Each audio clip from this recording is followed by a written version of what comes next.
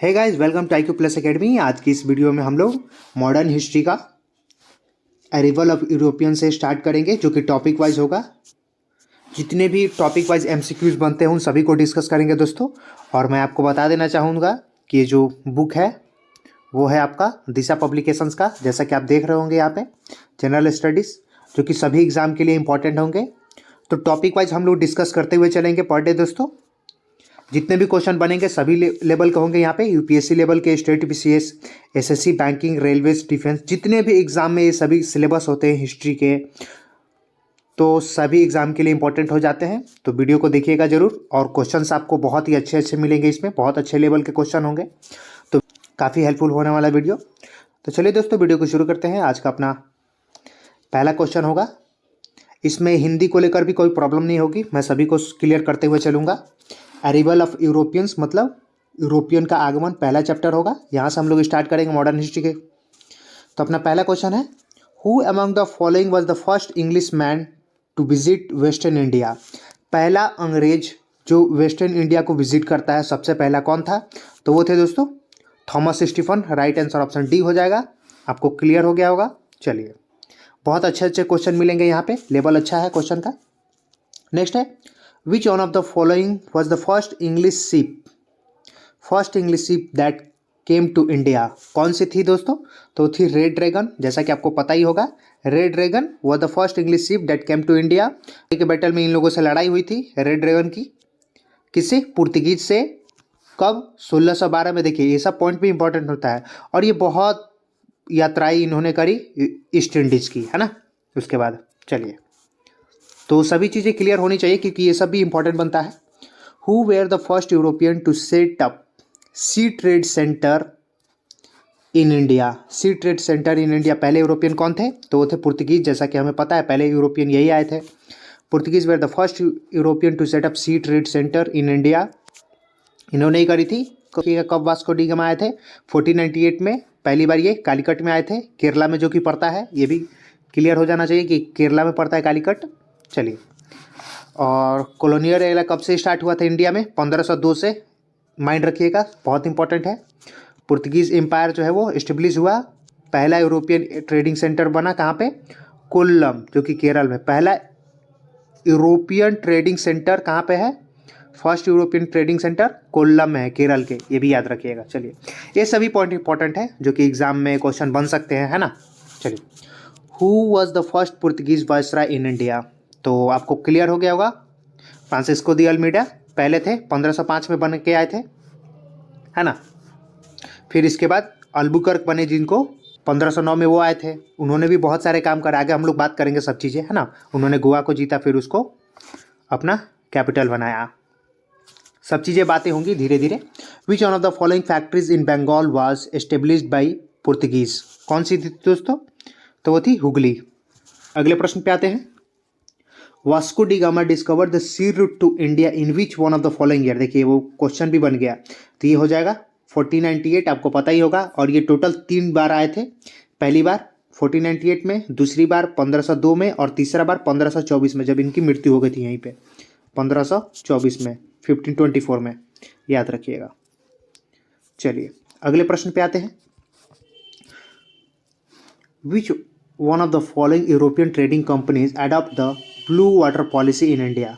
आपको क्लियर हो गया होगा, ब्लू वाटर पॉलिसी किसने अपनाई थी? पोर्तुगीज कंपनी थी, जो कि पहले जब वाइसराय थे उन्होंने ये नीति करी थी। और पूरे मतलब समुद्र वाला जो एरिया था साउथ वाले साइड में, तो उसको इन्होंने कब्जा लिया था, वेस्टर्न साइड में, है ना।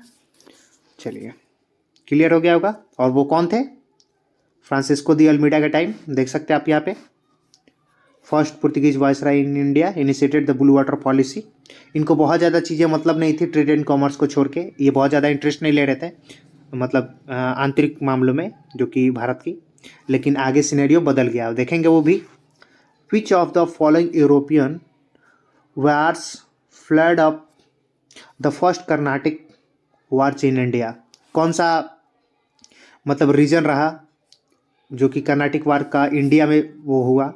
तो ये कहीं ना कहीं Austria succession, war of Austria succession का हो रहा है। ऑस्ट्रिया में जो उत्तराधिकार का लेकर मामला चल रहा था, उसको लेकर ये लोग भी कूद पड़े, है ना। फ्रांस वाले भी और इंग्लिश वाले भी, है ना, अंग्रेज वाले भी, ये दोनों हुए कि नहीं अब मेरा ऑस्ट्रिया में कोई आदमी होना चाहिए। लाइक कि अभी क्या होता है कि कोई देश में मान लो कि अगर अमेरिका में, अमेरिका वाले क्या चाहते हैं कि अपने देश में जो अगर कोई प्राइम मिनिस्टर बने तो वो चाहते हैं कि वो मेरा आदमी बने, ऐसा ही चाहते हैं ना।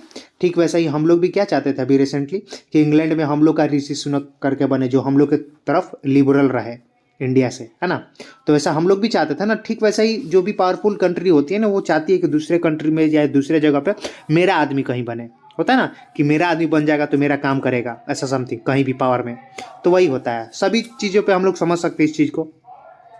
चलिए, तो यही रीज़न था, तो उसी में हुआ। और फिर अपना इधर से फ्रांस वाले भी और इधर से अंग्रेज वाले भी, जो कि अपना भारत में भी दोनों रहे थे, पावर में थे, तो फिर इन दोनों के साथ ऐसा समथिंग हुआ। और फिर आगे बात करेंगे हम लोग, इस सब भी डुप्ले की कहानी रही यहाँ पे बहुत इंपॉर्टेंट, देख सकते हो, पढ़ेंगे पढ़ेंगे सब कुछ करेंगे। Where in India did the Portuguese build their first fortress, कहाँ पे, तो कोची में बनाया था सबसे पहला fortress. What was the name of the first ship of East India's Company of England which reached here on 24 अगस्त 1600 में। 1600 में कौन सी ईस्ट इंडिया कंपनी की शिप आई थी पहली, तो वो थी दोस्तों हेक्टर, आपको पता ही होगा। चलिए, ये सब बेसिक्स बात है जो आपको पता होगा ही ऑफकोर्स।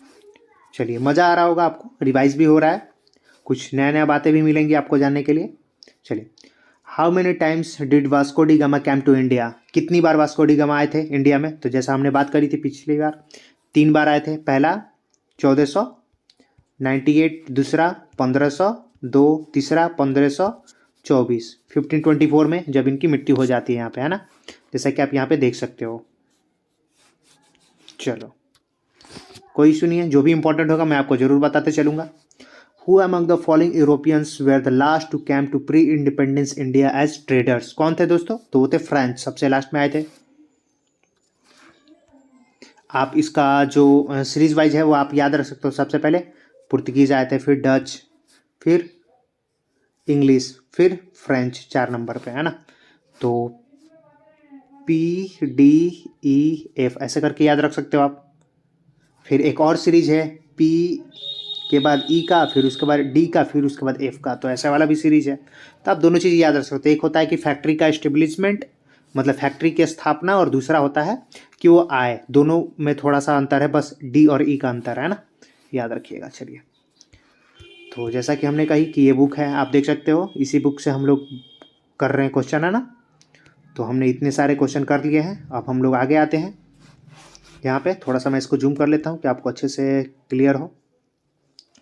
देख सकते हो आप यहाँ पे, French were the last to come to pre independence India as traders, French सब लास्ट में आए थे। 1600 में इंग्लिश कंपनी का स्थापना हुआ था और 1602 में डच कंपनी का स्थापना हुआ था। आप यहाँ पे देख सकते हो, सारी चीज़ें हैं। चलो, अगले प्रश्न पे आते हैं। Who among the following introduced cash nuts pineapple tobacco in India, कौन थे, ऑफकोर्स वो पुर्तगीज ही थे जिन्होंने ये सारी चीज़ें करी थी, है ना। इसके अलावा इन्होंने बहुत और भी चीज़ें करी, लाइक यहाँ पे आप देख सकते हो, जितने भी काजू हो गए, बादाम हो गए, है ना, गुआवा, एप्पल, पाइनएप्पल, पपाया, ये सभी चीज़ें इन लोगों ने, कोकोनट सीड्स जो नई वाली वैरायटी थी, मतलब अच्छी वाली, तो सभी चीज़ें इन लोगों ने इंट्रोड्यूस करी थी यहाँ पे। मतलब ट्रैवल होता है तो बहुत सारी चीज़ें इधर से उधर होती हैं। The greatest Portuguese governor who laid the real foundation of Portuguese power in India was real foundation of Portuguese, को वास्तविक संस्थापक माना जाता है पुर्तगीज शक्ति का, वो कौन थे, तो थे अल्बुकर्क, जैसा हमने बात करी थी। ये 1509 में आते हैं as a governor,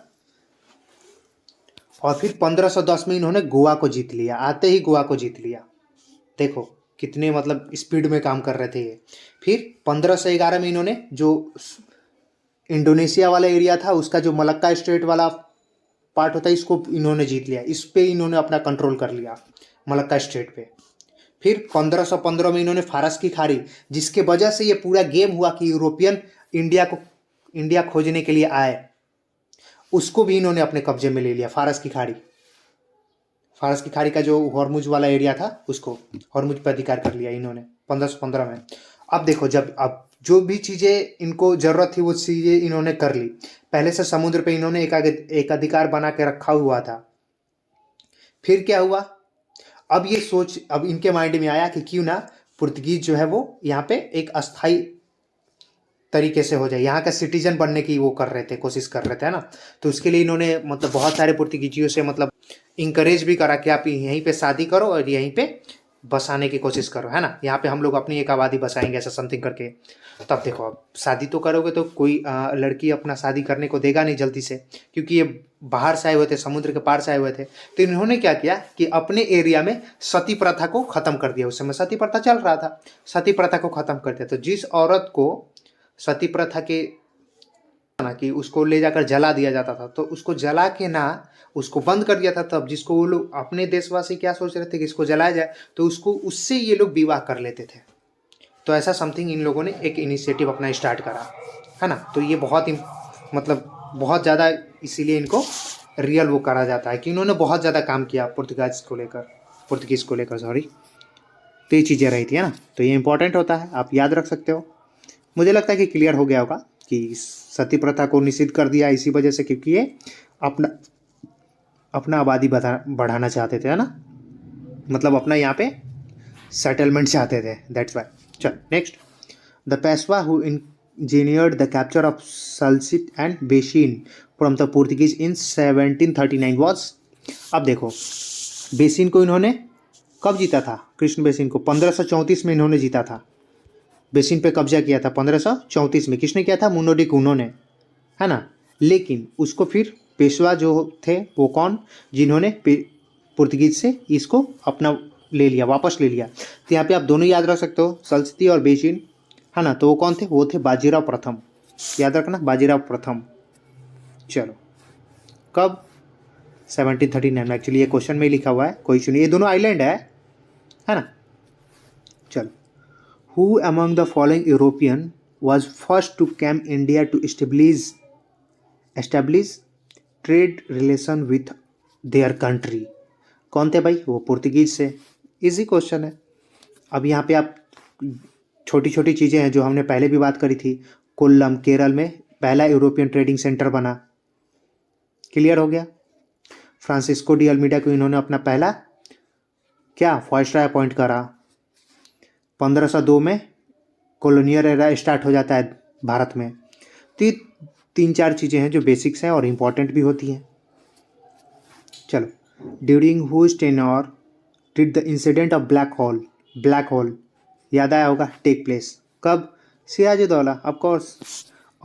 which one of the following had for the first time accepted that British victory at Palashi was the victory of breach of faith. मतलब भरोसे को तोड़ के इन लोगों ने एक जीता था पलाशी को, ब्रिटिश विक्ट्री जो हुआ था। किसने एक्सेप्ट किया था, कौन सा ऐसा आदमी था जिसने ये एक्सेप्ट किया था कि हाँ ये जो था वो ब्रीच ऑफ फेथ था, victory of breach of faith था। ये किसने एक्सेप्ट करा था, तो वो कौन थे दोस्तों, वो थे जॉन। यहाँ पे राइट आंसर ऑप्शन डी हो जाएगा, ये नाम है ही नहीं यहाँ पे। In India among the following location the Dutch establish their earliest factory at. तो ये सबसे पहले कहाँ पे किया था दोस्तों, तो ये पुलिकट में किया था ना, नियर पुलिकट में किया था। राइट आंसर ऑप्शन बी हो जाएगा, आप यहाँ पे देख सकते हो। और डच का ही है, पटना यूनिवर्सिटी आप जानते होंगे, पटना का, तो डच का ही कारखाना था बिहार में। चलिए नेक्स्ट है, who among the following was the first European to initiate the policy of taking part in quarrel of Indian princes with a view to acquire territories. अब देखो ये कितना इंटरेस्टिंग क्वेश्चन, इंपॉर्टेंट भी। लाइक दो बंदर आपस में लड़ रहे थे एक ब्रेड के लिए, तो एक बिल्ली आती है और क्या करती है, बिल्ली आती है और कहती कि ओ तुम लोगों में प्रॉब्लम है, चलो मैं इसको सॉल्व कर लेती हूँ। और सॉल्व करने के बहाने ये सारी ब्रेड क्या करती है, खा जाती है। तो ठीक वैसे ही मतलब इसके सिनेरियो में बात कर रहा हूँ, है ना। तो ये जो दो बंदर लड़ रहे थे, मतलब एक वो कौन थे, भारतीय राजा थे, लड़ रहे हैं आपस में। अब ये बिल्ली कौन है, ये है डुप्लेक्स, वो बिल्ली है। आई, ओ आप लोग लड़ रहे हो, मैं आपकी हेल्प करता हूँ। और फिर ये क्या की, खुद का अपना खा के निकल गई। तो ठीक वैसे ही यहाँ पे भी था, सेम सिनेरियो। तो ये डुप्लेक्स राइट आंसर हो जाएगा, मुझे लगता है क्लियर हो गया होगा। पुडुचेरी को जीता इन्होंने। बहुत सारी चीज़ें हुई इनके बारे में, बहुत कहानियाँ हैं, मतलब बहुत सारी चीज़ें हैं जो आपको पढ़नी होगी। लाइक हैदर अली जो थे इन्हीं के रेजिमेंट में थे। एक्चुअली मैं आपको बता देना चाहता हूँ कि जो डुप्लेक्स आदमी है ना, इसी ने सबसे पहले स्टार्ट करा कि दो मामलों में हाथ डालो और फिर क्या राज करो। चलो अगला प्रश्न है, बात करेंगे इनको लिए भी आगे चल के। With reference to the entry of European power into India with one of the following statement is not correct. तो कौन सा करेक्ट नहीं है, देखते हैं। The Portuguese capture Goa in 1499। अब देखो, पुर्तगीज 1498 में आते हैं, पहली बार वास्को डी गामा आए थे, पहली बार वास्को डी गामा आए थे 1498। फिर दूसरी बार वो आते हैं 1502 में। तो ये 1499 कहाँ से आ गया, जब ये कब्जा ही कर लिया यहाँ पे। तो ये ऑफकोर्स ये गलत हो गया। पुर्तगीज ने गोवा को कब किया था, जैसे हमने बात करी थी, अल्बुकर्क ने गोवा को जीता था, 9 में आए थे, 10 में जीत लिया था, 1510 में। चलिए, तो ये गलत हो गया पहला वाला। नेक्स्ट है, the English open there first factory in south India at Masulipatnam. क्या ये बिल्कुल सही है? हाँ, तो ये सही है। नेक्स्ट है, in eastern India the English company open its first factory in Odisha in 1633। तो ये बिल्कुल सही है, ईस्टर्न इंडिया में इन्होंने 1633 में करा था। फिर under the leadership of Dupleix the French occupied Madras in 1746। ये भी सही है। तो यहाँ पे गलत क्या हो जाएगा, ए। राइट आंसर ऑप्शन ए हो जाएगा। चलिए, देखा है यहाँ पे। अब ऐसे क्वेश्चन भी हैं, बहुत इंपॉर्टेंट है। Consider the following statement and select the correct answer for the code. अब देख सकते हो आप यहाँ पे, इंपॉर्टेंट है। The European traders introduce the hundi system in India. European traders ने हंडी सिस्टम को इंट्रोड्यूस किया था इंडिया में। तो ऐसा बिल्कुल भी नहीं है। जो हंडी सिस्टम देखने को मिलता है ना, ये मुगल काल से ही देखने को मिलता है, आपका मेडिएवल टाइम में ही देखने को मिलता है। इंडिया है उसमें भी आपको ये चीज़ें देखने को मिलती है ना। तो ये आप नहीं कह सकते हो कि यूरोपियन ट्रेडर ने करा था, तो इस गलत हो गया। और ये जो hundi were prevalent in Mughal India, तो ये सही हो गया, आर सही हो गया, ए गलत हो गया। तो आप देख सकते हो ए गलत और आर सही है, तो राइट आंसर ऑप्शन डी हो सकता है। चलिए देख लेते हैं, हाँ डी ऑप्शन ही है। आप यहाँ पे देख सकते हो, मुस्लिम अरबी ट्रेडर जो थे उस समय भी इसका यूज़ किया जाता है। इसको एक्चुअली में हवाला सिस्टम कहा जाता है ना, इसको हवाला सिस्टम कहा जाता है। और ये हवाला सिस्टम क्या होता है कि जैसे बहुत बड़ क्या होता था कि यहाँ से किसी चीज़ को, सिल्क रूट तो आपने नाम सुना होगा, सिल्क रूट। तो सिल्क रूट में क्या होता था कि बहुत सारे ट्रेडर्स जो होते थे, जो व्यापारी होते थे, वो क्या करते थे, कुछ सामान यहाँ से खरीद के फिर ऐसे निकलते थे, और इस सिल्क रूट से माध्यम से। तो यहाँ पे इनको किसी चीज़ की चोरी ना हो जाए, होता ना कि कोई आया, इनका पैसा वैसा सामान वामान छीन के लेकर भाग गया, ऐसा समथिंग। तो वहाँ पे ये चीज़ें होती थी, हवाला सिस्टम, इसको प्रोटेक्ट करने के लिए, है ना। तो ये चीज़ें हैं, it is use as a protection again any form of theft. Clear हो गया। चलिए, मेडिवल इंडिया में भी ये थी, देख सकते हो आप यहाँ पे, लॉन्ग डिस्टेंस ट्रेड के लिए। अगला प्रश्न है, बहुत इंपॉर्टेंट है। तो महाराजा जय सिंह ने ऑब्जर्वेटरीज बनाई थी, कहाँ कहाँ बनाई थी, यही क्वेश्चन है। दिल्ली, जयपुर, उज्जैन, वाराणसी। तो ये चारों के चारों एरिया सही है, राइट आंसर ऑप्शन डी हो जाएगा। इसके अलावा आप एक और चीज़ें याद रख सकते हो, मथुरा, है ना, राइट आंसर ऑप्शन देख सकते हो आप यहाँ पे। ये आप याद कर लेना, नोट कर लेना अगर नहीं पता हो। 5 जगह बनाई थी इन्होंने ऑब्जर्वेटरीज में। जय सिंह जो थे वो एक अच्छे एस्ट्रोलॉजर भी थे, है ना, ये भी याद रखना, जय सिंह। नेक्स्ट है, which among the following statements are correct with regard to Portuguese in India. कौन सा सही है, देखते हैं। They had the monopoly over the eastern trade in 16th century. Eastern trade में इनकी मोनोपोली थी 16वीं शताब्दी में, बिल्कुल सही है। They possess Mumbai in the beginning, तो क्या ये सही है। They had trading settlement at Cochin, Diu and Daman. The Mughals denied them any trading concession. तो ऐसा बिल्कुल भी नहीं था, है ना, याद रखना। मुगल जो थे वो डिनाइड नहीं, मना नहीं करते थे किसी भी ट्रेडिंग कंसेशन को लेकर, छूट देने को लेकर। इनको बहुत सारी छूटें मिली हुई थी, हालांकि जो भी आया सबको छूटें मिली कुछ ना कुछ, है ना। तो इसका राइट आंसर ऑप्शन डी हो जाएगा। चलिए, अगला प्रश्न है, which one of the following was a reason for which the French could not succeed in India in the 18th century. मतलब कौन सा ऐसा रीजन रहा जिसकी वजह से जो फ्रेंच थे वो सक्सीड नहीं कर पाए देश में, है ना। कहाँ तो कुछ रीजन्स थी, जैसे कि फ्रेंच गवर्नमेंट का बहुत ज़्यादा वो था कंपनी पे, है ना, इसीलिए डिपेंडेंसी थी इसीलिए। तो इसका राइट आंसर ऑप्शन डी हो जाएगा। The trading company was heavily dependents on French government. बात यही थी, यही आके बात अटक गई, बाकी सब चीज़ें तो मैनेज हो जानी थी, है ना।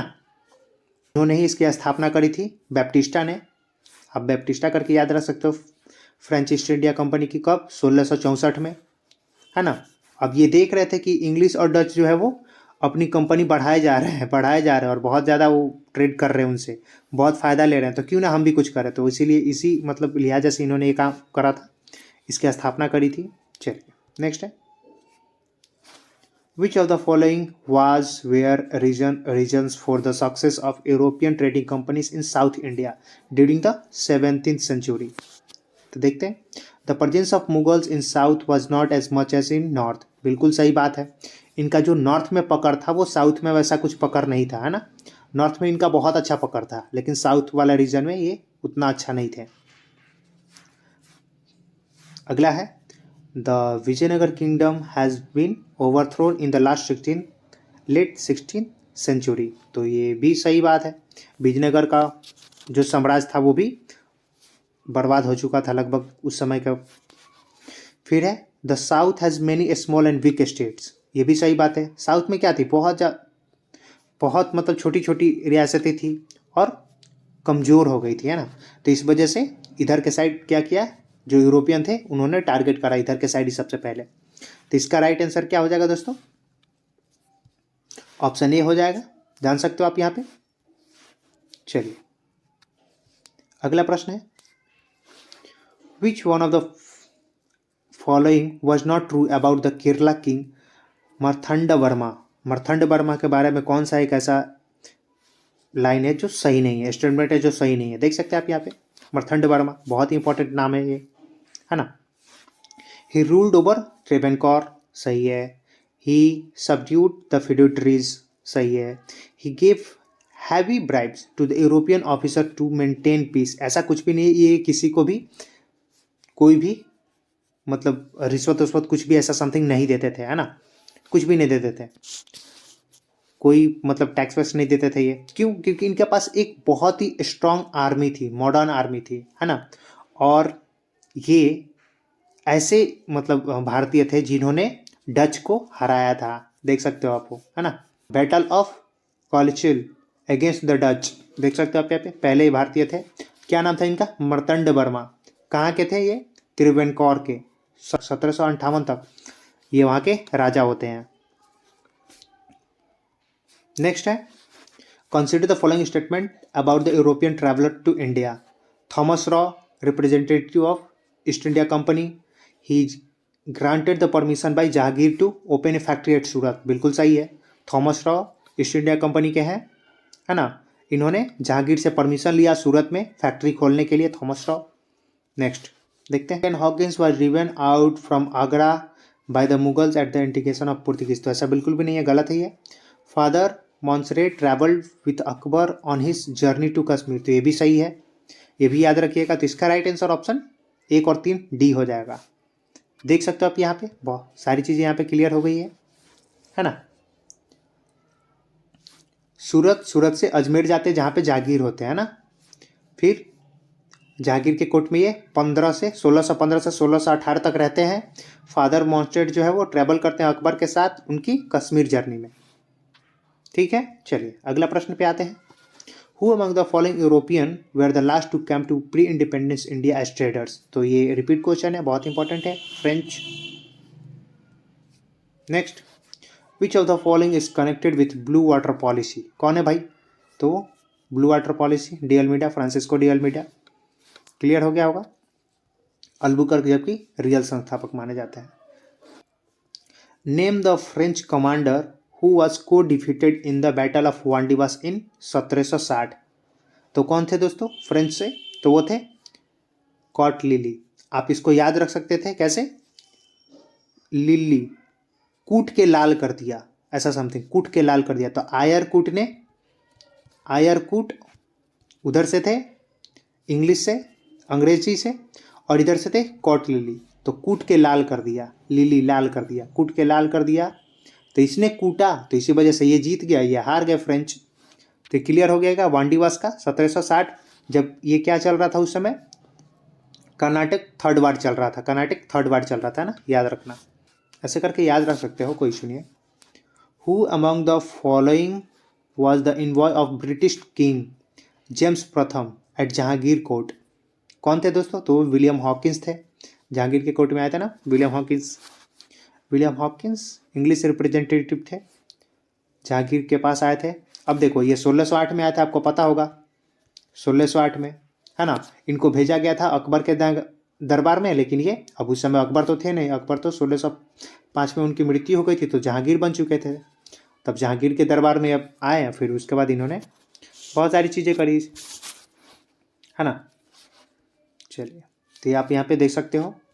नेक्स्ट है, in which of the following place the Dutch establish their trading centre in India. कहाँ कहाँ पे? तो डच ने, तो आप यहाँ पे देख सकते हो, Nagapattinam, Machilipatnam, Chinsura, Surat, Broach, Agra, Cochin, Ahmedabad, Patna, all of these. तो ये सभी जगह पे इन्होंने अपनी ट्रेडिंग सेंटर बना रखी थी। उत्तर प्रदेश का आगरा में भी, बिहार का पटना, सब कुछ। चलो, which of the following statements are correct? In the beginning Bombay was under the Portuguese control, बिल्कुल सही है। फिर बाद में चल के 1661 में क्या होता है, शादी होती है कैथरीन की, तो उसमें क्या करती है बम्बई को दे देते हैं दहेज में, मतलब सब कुछ हमारा और ये दहेज में दे रहे हैं दूसरे को, गजब है यार 1661 में। चलिए, नेक्स्ट है, control of Bombay passed on to the French in the 17th century, ऐसा था क्या? Next, the Marathas replaced the French in Bombay, ऐसा कभी हुआ ही नहीं। Bombay become the capital of the presidency in earlier 19th century, बताओ यार। यहाँ पे दो चीज़ें गलत हो रही है। Control of Bombay passed on to the French, French के पास कहाँ था, तो इंग्लिश को दिया था ना इन लोगों ने, और ये मराठा ने कभी रिप्लेस, फ्रेंच के पास था ही नहीं, तो फ्रेंच को रिप्लेस कैसे करना? तो यहाँ पे कट दोनों, 1 और 4। चलिए, इसका राइट आंसर ऑप्शन बी हो जाएगा। तो मुझे लगता है कि आपको ये क्लियर हो गया होगा। आप यहाँ पे थोड़ा सा देख भी सकते हो, इसको जूम कर देता हूँ, देखो आप। In the beginning Bombay was under the control of Portuguese 1534। In the middle of 7th century Dutch empire compile करते हैं, British to gain position over western India, और 1662 में बम्बई को क्या करते हैं, ब्रिटिश एम्पायर के पास आ जाता है। वही 61 में शादी होती है, 62 में मिल जाती है इनको। फिर कुछ जो हिस्से हैं, गांव रहते हैं, जो पुर्तगीज़ के अंदर में रहते हैं, उनके अधीन रहते हैं ना, पोजीशन मतलब अधीन होता है। चलिए, and later on Bombay become the capital of presidency in 19th century, Anglo Maratha war होती है। उसके बाद आप यहाँ पे देख सकते हो बहुत सारी चीज़ें हैं, जो इंडस्ट्रियल सेंटर भी बन जाता है, बहुत इंपॉर्टेंट 19th सेंचुरी में बम्बई। तो मुझे लगता है आपको क्लियर हो गया। आई होप कि बहुत अच्छा लगा होगा आपको ये वीडियो। दोस्तों, यहाँ पे आप मेरे को मतलब सजेस्ट करोगे कि हमें बस क्वेश्चन करना चाहिए, या क्वेश्चन के साथ जो डिस्कशन हो रहा है वो भी करना चाहिए?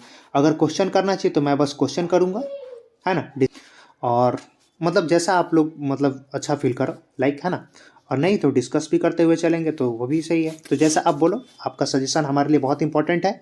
और प्लीज़ अगर चैनल पे नए होंगे तो चैनल को सब्सक्राइब कर लिएगा, रेगुलर एक प्रैक्टिस सेट करते रहेंगे, जो कि बहुत इंपॉर्टेंट होगा सभी एग्जाम के लिए। तो मिलते हैं दोस्तों अगली वीडियो में, तब तक के लिए जय हिंद।